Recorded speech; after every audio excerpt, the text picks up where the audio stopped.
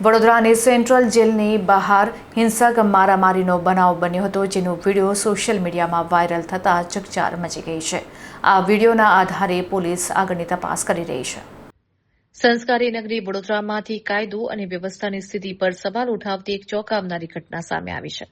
Vadodara central જેલની બહાર જાહેર રોડ ઉપર જ જૂથ અથડામણ અને મારામારી થઈ હોવાના દ્રશ્યો સામે આવ્યા છે. આ સમગ્ર ઘટનાનો વિડીયો હાલ સોશિયલ મીડિયા પર જોરદાર વાયરલ થઈ રહ્યો છે, જેને પગલે શહેરમાં ચર્ચા જગાવી છે. મળતી માહિતી મુજબ આ હિંસક બબાલ સેન્ટ્રલ જેલના પાર્કિંગ શેડ પાસે થઈ હતી. કોઈ અકળ કારણોસર બે જૂથના લોકો સામસામે આવી ગયા હતા અને તેમની વચ્ચે ઉગ્ર બોલાચાલી બાદ મામલો વિચક્યો હતો. વિડીયોમાં જોઈ શકાય છે કે કેટલાક શખ્સો જાહેરમાં એકબીજા ઉપર તૂટી પડ્યા હતા અને ભારે ધમાલ મચાવી હતી.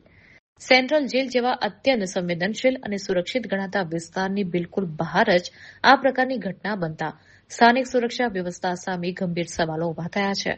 સૌથી વધુ ચોંકાવનારી બાબત એ રહી કે જેલની સુરક્ષામાં તૈનાત પોલીસ આ સમગ્ર ઘટના દરમિયાન મુખ પ્રેક્ષક બની રહી હોવાની ચર્ચાએ જોર પકડ્યું છે.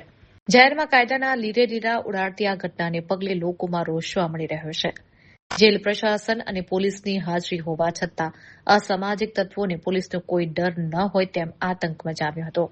હાલમાં આ વાયરલ વિડીયોના આધારે પોલીસે મામલાની ગંભીરતા નોંધીને તપાસના ચક્રો ગતિમાન કર્યા છે અને સંડોવાયેલા શખ્સો સામે કાયદેસરની કાર્યવાહી કરવાની તજવીજ હાથ ધરી છે.